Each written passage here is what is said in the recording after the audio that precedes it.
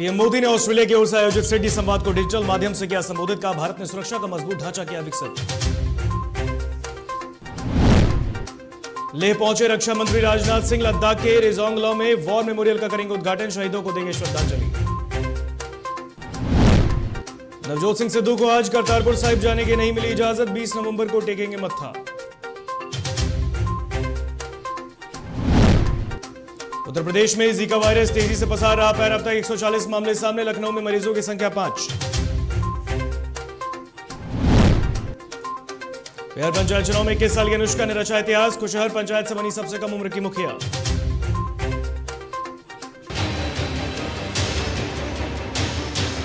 नमस्कार, आप देख रहे हैं डीटीवी भारत और मैं हूं आपके साथ ऋतिक। खबरें विस्तार से।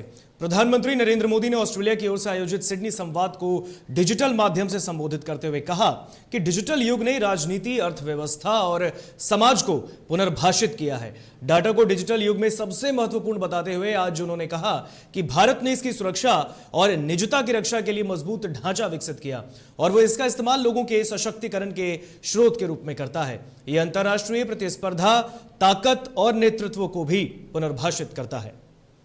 It's a great honor for the people of India that you have invited me to deliver the keynote at the inaugural Sydney Dialogue. I see this as a recognition of India's central role in the Indo-Pacific region. It is also a tribute to the comprehensive strategic partnership between our two countries, a force of good for the region and the world. I congratulate the Sydney Dialogue for its focus on emerging critical and cyber technologies. रक्षा मंत्री राजनाथ सिंह गुरुवार को लेह लद्दाख के दौरे पर पहुंचे। यहां रेजांगला में नए सिरे से बनाए गए वॉर मेमोरियल का उद्घाटन करेंगे। साथ ही 1962 की जंग में शहीद हुए जवानों को श्रद्धांजलि भी देंगे। आपको बता दें, इस जगह भारतीय सैनिकों ने 1962 में चीनी सेना की वीरता से मुकाबला किया था। यह युद्ध स्मारक 13 कुमाऊं रेजिमेंट के उन बहादुर भारतीय सैनिकों को समर्पित है जिन्होंने रेजांगला की लड़ाई में चीन को पटखनी देते हुए अपने प्राणों की आहुति दी। आपको बता दें कि वॉर मेमोरियल का उद्घाटन रेजोंगला में हुई जंग की 59वीं वर्षगांठ पर किया जा रहा है और इसको लेकर सेना के अफसरों का कहना है कि पूर्वी लद्दाख सेक्टर में स्थित रेजोंगला वॉर मेमोरियल पहले छोटा था और अब इसे काफी बड़ा बनाया गया है। इसे लद्दाख के पर्यटन मैप पर भी लाया जाएगा। तो इस कार्यक्रम के बाद वास्तविक नियंत्रण रेखा पर चीन के साथ चल रहे सीमा विवाद की पृष्ठभूमि में सेना के शीर्ष कमांडरों के साथ सुरक्षा स्थिति की समीक्षा भी की जाएगी।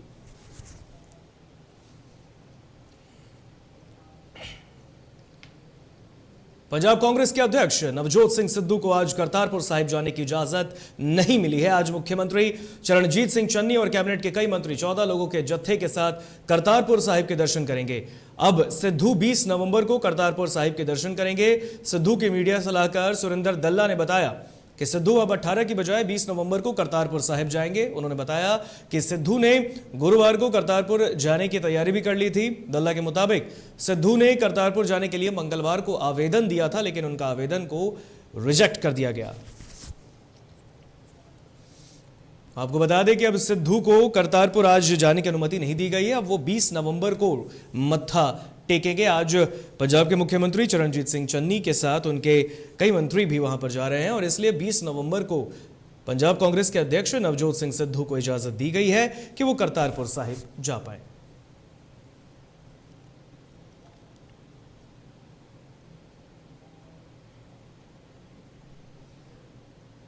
उत्तर प्रदेश में डेंगू के कहर के बीच अब जीका वायरस का कहर अब स्वास्थ्य महकमे के लिए नई मुसीबत बनता जा रहा है।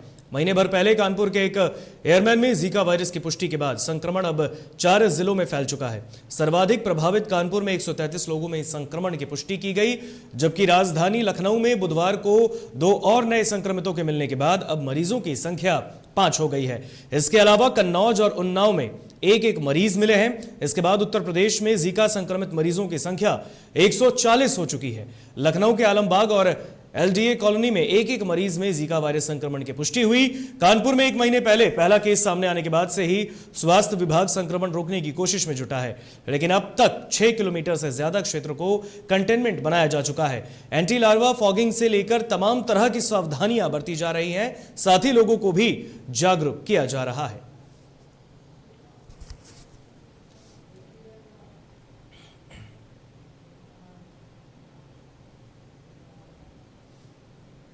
और इस वक्त एक बड़ी खबर बिहार की राजधानी पटना से सटे पटना सिटी से आ रही है, जहां राजधानी क्षेत्र पटना सिटी में फिर से शराब मिला है। बड़ी खबर, कंगन घाट पर उत्पाद विभाग ने यह पूरी छापेमारी की है। इस वक्त की बड़ी खबर बिहार की राजधानी पटना से सुरंगनुमा तहखाना से अंग्रेजी शराब को उत्पाद विभाग की टीम ने बरामद किया है। बड़ी खबर, छापेमारी में 40 कार्टन अंग्रेजी शराब जब्त किया गया है। शराब को जब्त कर अब जांच में भी विभाग जुट गया है। बड़ी खबर,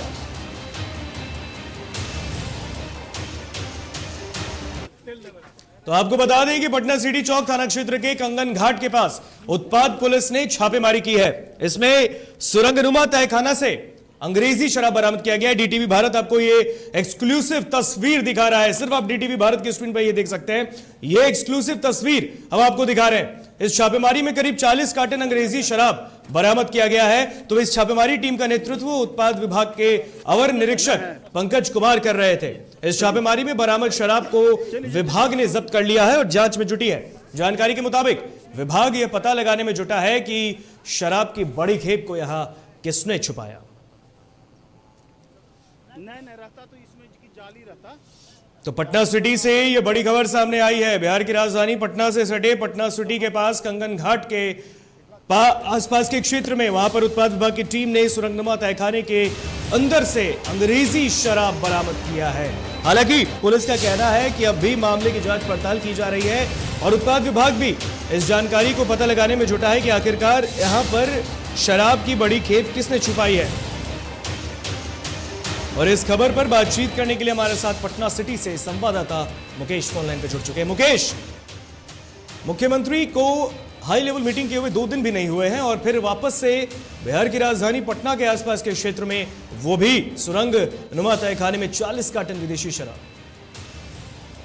जी बिल्कुल, जहाँ तक अगर बात की तो जिस तरीके से मुख्यमंत्री ने आदेश दिए थे वरीय अधिकारी को कि जिस थाने क्षेत्र से शराब बरामद होगी उस थाने को थानेदार को निलंबित किया जाएगा, लेकिन ये महज खाली बोलने के लिए उनकी स्पीच है, लेकिन ये ताकि पर ये सारे नियम कानून रखे जाते हैं।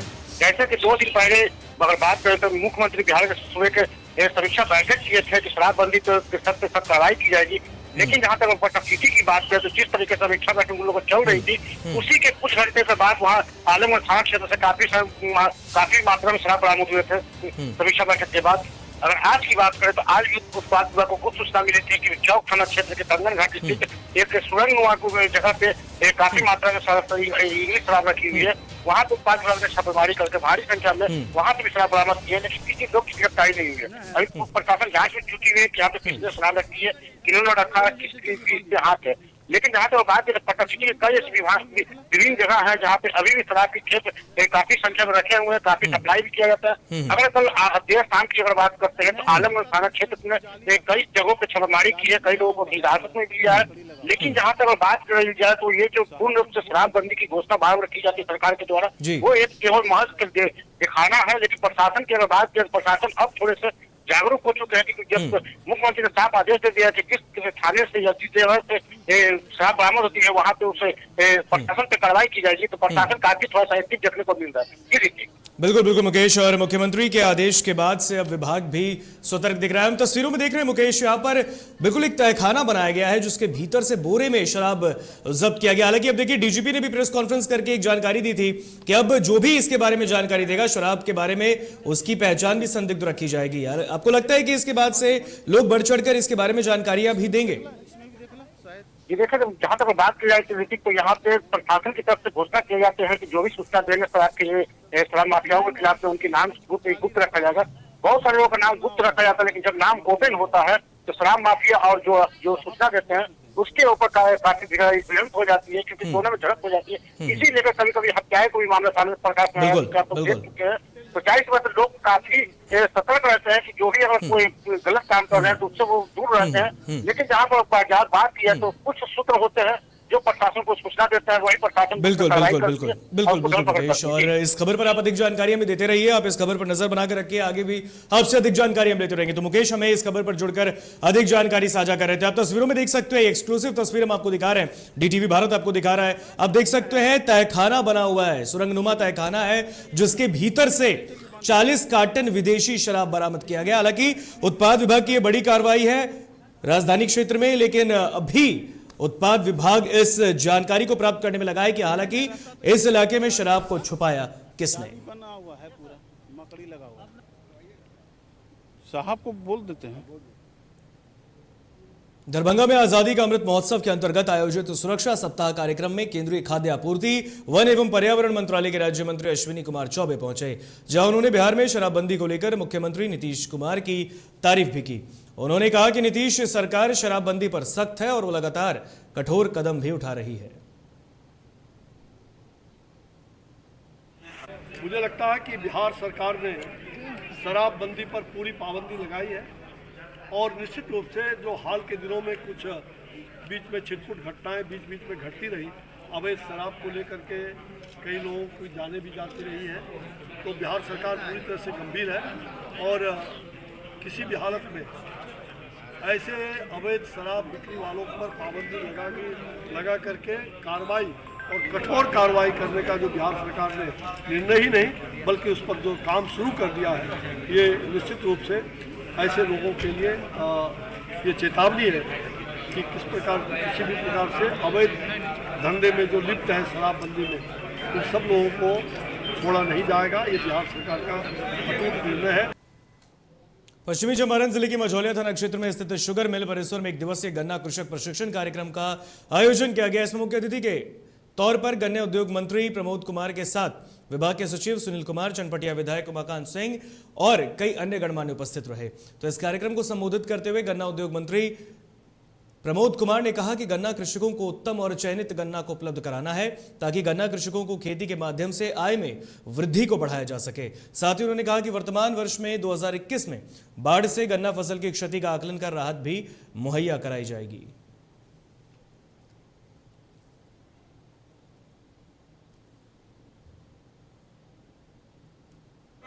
अनुदान है किसान और स्वास्थ्य में तो अपना जो गन्ना विभाग है, इस विभाग का जो अनुदान है, किसान का भी तरक्की हो और मिल का भी तरक्की हो। और इस वक्त एक बड़ी खबर देश की राजधानी दिल्ली से सामने आ रही है, जहां दिल्ली में यमुना नदी की सफाई होगी। इस वक्त की बड़ी खबर, यमुना नदी की सफाई अब कराई जाएगी। केजरीवाल सरकार ने नया प्लान बनाया है, अब दिल्ली में यमुना नदी में सफाई कराई जाएगी। बेहतर तकनीक की मदद से सफाई होगी। मुख्यमंत्री अरविंद केजरीवाल का यह बयान। बड़ी खबर, दिल्ली में यमुना नदी की अब होगी सफाई। एक नई तकनीक से अब यमुना नदी की सफाई कराई जाएगी। मुख्यमंत्री अरविंद केजरीवाल ने, दिल्ली के मुख्यमंत्री हैं, उन्होंने ये बयान दिया है। बड़ी खबर, बेहतर तकनीक की मदद से होगी सफाई। तो दिल्ली में यमुना नदी की होगी सफाई।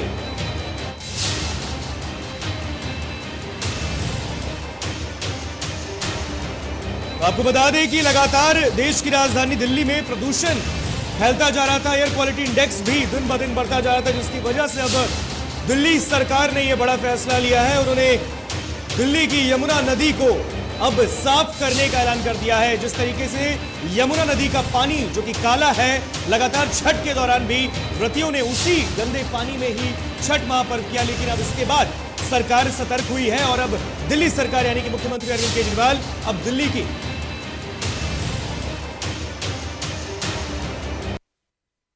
खराब किया हुआ सारा काम है, ये 2 दिन में तो ठीक नहीं हो सकता। तो मैंने इस वाले चुनाव में, जब दिल्ली का चुनाव लड़ा था, मैंने प्रॉमिस किया था दिल्ली वालों की कि अगले चुनाव तक मैं यमुना को साफ कर दूंगा और अगले चुनाव के पहले मैं भी यमुना में डुबकी लगाऊंगा और आप सब लोगों को यमुना के साफ पानी में डुबकी लगवाऊंगा। यमुना को साफ करने के लिए हम लोगों ने पूरा जोर शोर के साथ युद्ध स्तर के ऊपर काम शुरू कर दिया है। यमुना को साफ करने के लिए 6 एक्शन पॉइंट्स हैं स्पेसिफिक, और इन 6 के 6 एक्शन पॉइंट्स पे मैं लगातार मॉनिटरिंग कर रहा हूँ। पहला एक्शन पॉइंट, हमारे दिल्ली का जो सीवर है, ये सीवर काफ़ी सीवर जो है वो अनट्रीटेड सीवर, बिना साफ किए हुए वो यमुना में गिरा दिया जाता है। इससे यमुना गंदी होती है।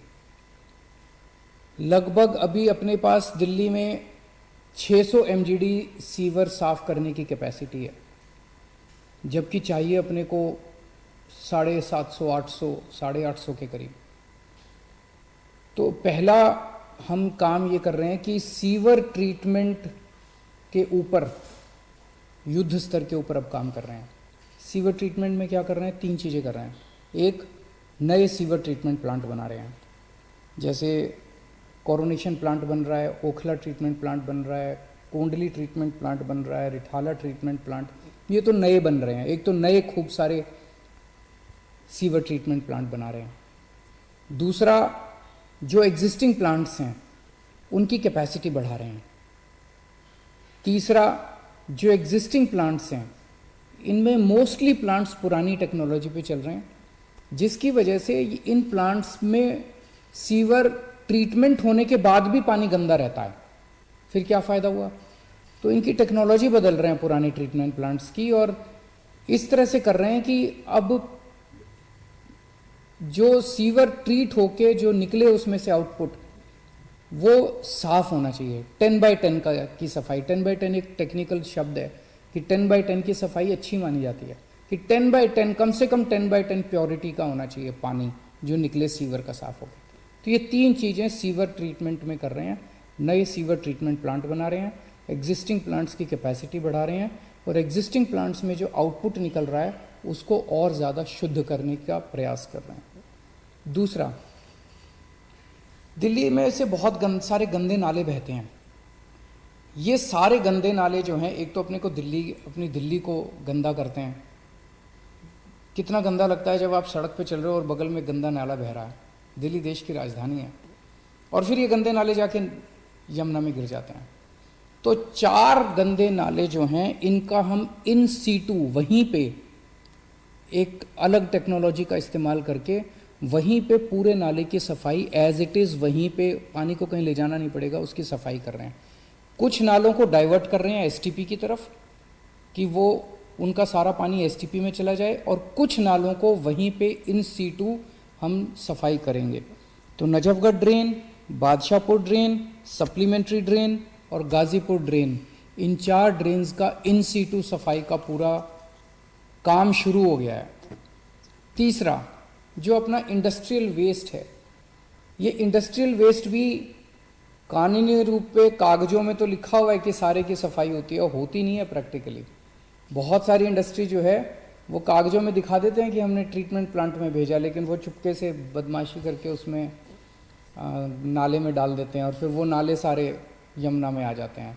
तो इसके ऊपर नकेल कसेंगे, इंडस्ट्रियल वेस्ट के ऊपर नकेल कसेंगे। जितने एफ्लुएंट ट्रीटमेंट प्लांट हैं जो काम सही से नहीं कर रहे उनको सही से काम करवाया जाएगा, और इंडस्ट्री जो इंडस्ट्री अपना ट्रीटमेंट के लिए वेस्ट नहीं भेजेगी उस इंडस्ट्री को बंद किया जाएगा।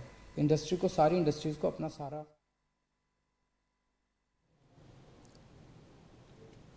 तो दिल्ली के मुख्यमंत्री अरविंद केजरीवाल का हम आपको बयान सुना रहे थे। अरविंद केजरीवाल ने कहा है जिस तरीके से दिल्ली की जो यमुना नदी है वो गंदी हो गई है, उसे अब दिल्ली सरकार प्रमुखता के रूप से साफ कराएगी। 2025 तक इसे साफ करवा दिया जाएगा। तमाम जो भी तकनीकें हैं सीवर प्लांट की वो भी बदल दी जा रही हैं, चाहे वो ओखला की हो या फिर कई अन्य जगहों की, उसको बदला जाएगा और अब दिल्ली की भी यमुना साफ होगी, ऐसा कह रहे हैं दिल्ली के मुख्यमंत्री अरविंद केजरीवाल। यहाँ रुकेंगे छोटे से ब्रेक के लिए, कहीं मत जाइएगा, जल्द हाजिर होंगे।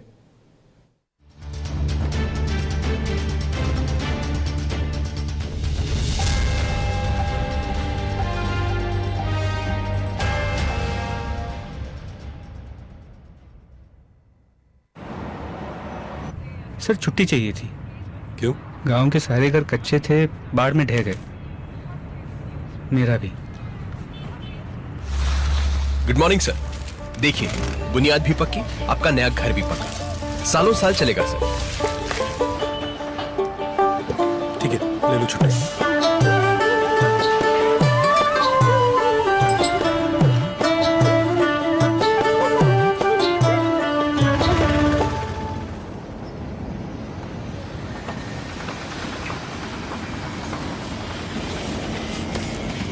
लो, हो गया घर पक्का। छुट्टी कैंसिल।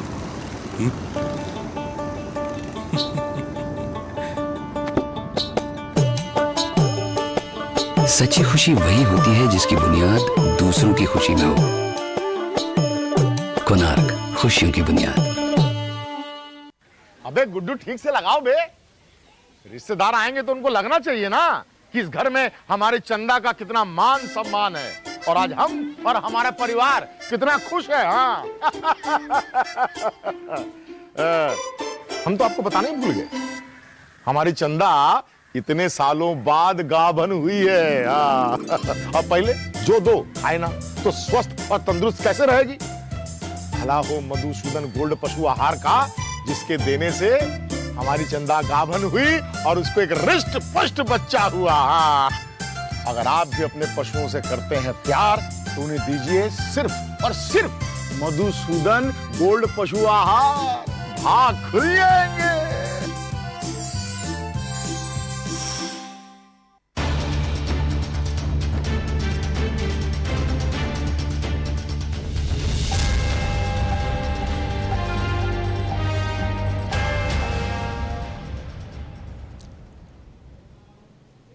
ब्रेक के बाद एक बार फिर स्वागत आपका डीटीवी भारत में बढ़ते हैं खबरों में आगे, और इस वक्त एक बड़ी खबर से आपको रूबरू कराते हैं। मगध यूनिवर्सिटी के वीसी पर कार्रवाई जारी है।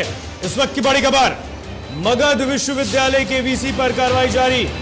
विजिलेंस यूनिट ने कई जगहों पर रेड मारी है, यह बड़ी खबर। अनियमितता की जांच के बाद की छापेमारी। आपको बता दें कि अनियमितता की जांच के बाद वीसी के खिलाफ कार्रवाई की गई है। विजिलेंस यूनिट ने कई फाइल को भी मौके से जब्त किया है। तो फाइल की जांच के लिए निगरानी टीम का गठन किया गया है, बड़ी खबर। अभियुक्त अधिकारियों को भी इसके लिए तलब किया गया है, बड़ी खबर।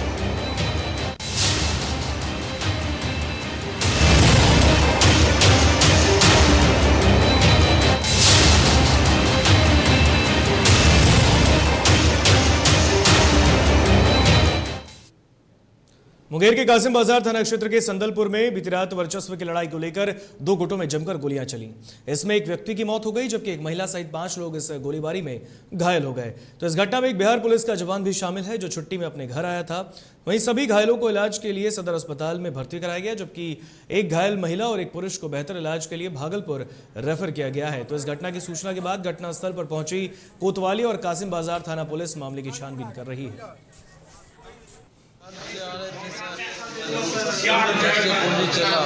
जोर से बोलिए, कहाँ से आए थे? कहाँ गए थे भोज खाने के लिए? संदलपुर में किसके यहाँ गए थे खाने के लिए? जी सत्यम के। अच्छा, क्या हुआ मामला? पता नहीं, हम गाड़ी लगाए भोज जा रहे थे, उधर से गोली चला। ये छेका चल रहा था। किसका? जीतू यादव का। जी। तो जीतू यादव का छेका चल कर कुटुम्ब आया था। जी। तो वही हम बाहर निकल कर गेट पर से देख रहे थे। जी जी। और उसके बाद उधर से जो है की नाम से छोड़वा से सावन यादव, लक्ष्मण यादव, अमरीश यादव, मनोज यादव, ललन। बेतिया के मझौले थाना क्षेत्र के राजाभार में एक विवाहिता की संदेहास्पद मौत की घटना सामने आई है। ग्रामीण इस घटना को खुदकुशी करार दे रहे हैं, जबकि मृतका के परिजनों ने दहेज के लिए हत्या का आरोप लगाते हुए 5 लोगों के खिलाफ FIR दर्ज कराई है। मृतका की पहचान मझौलिया थाना के राजाभर गांव के राहुल सिंह की पत्नी आरती देवी के रूप में की गई। थानाध्यक्ष अशोक कुमार ने बताया कि पुलिस आगे की कार्रवाई कर रही है। मालूम हुआ है कि कहीं आग लगी हुई है, किसी को कोई जल रहा है, बस इधर तो झुलस गया है। मेरे पास फ़ोन आया कि आप गाड़ी लेकर आइए, ये कोई इलाज में जाना है। हम गाड़ी लेकर आए, ले करके मोतिहारी मोड़ी हॉस्पिटल में जा करके भर्ती करा दिए, एडमिट करा दिए। एडमिट करा करके वहाँ से हम चले आए। मुंगेर में स्वास्थ्य विभाग से मिलने वाली सुविधाओं की जानकारी के अभाव में सदर अस्पताल से 5 किलोमीटर दूर हेरुढियारा निवासी रंजीत महतो अपनी बीमार मां का इलाज करवाने ठेला गाड़ी लेकर पहुंचा। जब इस बाबत परिजन से पूछा गया तो उसने कहा कि उसे नहीं मालूम कि कितने नंबर पर कॉल करने से एम्बुलेंस की सुविधाएं मिलती हैं। इस कारण उसे जो साधन ठेला गाड़ी था उसी पर बीमार मां को इलाज के लिए लाना पड़ा। इससे साफ प्रतीत होता है कि सरकार के द्वारा उन जगहों पर सही ढंग से प्रचार नहीं हो पा रहा जहां लोग आज भी सरकार के द्वारा दी जाने वाली स्वास्थ्य सुविधाओं से अवगत नहीं है। हालांकि जानकारी के मुताबिक मुंगेर सदर अस्पताल में 5 एम्बुलेंस भी मौजूद हैं। क्या हुआ? उल्टी पैखाना है। अच्छा, तो वहाँ कोई डॉक्टर को दिखाए थे क्या? डॉक्टर से दिखाए सर। अच्छा, तो टाली पे लेके आए हैं, कोई एम्बुलेंस को आपको फोन नहीं किया? वहाँ पर जाम लगा हुआ है रुद्राम जो है ना, हाँ, तो आगे से टाली करके उसके बाद लाए हैं इसको। अच्छा, डॉक्टर यहाँ पहले बोला कुछ जैसे 3 बोतल पानी चढ़ाया है, 3.5 बोतल। अच्छा, तो कोई एम्बुलेंस में उसके लिए? और अब बात झारखंड की, जहां टाटानगर से कटिहार के लिए सीधी ट्रेन सेवा की शुरुआत हो गई है। इसके बाद जमशेदपुर वासियों में खुशी की लहर है क्योंकि यहां के स्थानीय निवासियों की सालों पुरानी मांग पूरी हो गई। आपको बता दें कि सांसद विद्युत वरण महतो के अथक प्रयास के बाद यहां के लोगों की मांग पूरी हुई है। टाटानगर रेलवे स्टेशन पर सांसद विद्युत वरण महतो ने टाटा कटिहार ट्रेन को हरी झंडी दिखाकर रवाना किया। आपको बता दें कि इस ट्रेन से पूर्व कटिहार के लिए एक link train Tata Chhapra express के साथ जाती थी और इस लिंक ट्रेन में कम कोच रहने के कारण बड़ी तादाद में कटिहार के रास्ते उत्तर बिहार जाने वाले यात्रियों को काफी समस्याओं का सामना करना पड़ता था, जिसके बाद अब राहत मिलने वाली है। इंडिया का लगातार, जैसे आज हम देखें पहला दिन है, ट्रैफिक काफी अच्छा है और हमको लगता है कि कटिहार भविष्य में इसको 3-4 दिन मिनिमम चलेगा और चलाना भी चाहिए। उतना यहाँ जो है हमारा ट्रैफिक मिल जाएगा, यात्री मिल जाएगा। तभी स्पेशल के नाम से चल रही, किराया ज्यादा है तो क्या नॉर्मल होगा? अभी तो ये लोग देखता है कि रेल भी देख रहे हैं कि कौन जगह कौन ट्रेन अच्छा है और लगातार देखिए ट्रेन की संख्या बढ़ती जा रही है। देश के यशस्वी प्रधानमंत्री भाई नरेंद्र मोदी जी ने माने एकदम अंतिम छोर व्यक्ति से लेकर मध्यम परिवार से लेकर आम आदमी का जो सुविधा हो जाता है उसको उन्होंने पूरा ध्यान रखा है और दरकार पड़ेगा तो फिर ट्रेन चलाया जाएगा। फिलहाल खबरों में इतना ही। मुझे दीजिए इजाजत। देखते रहिए DTV भारत। नमस्कार।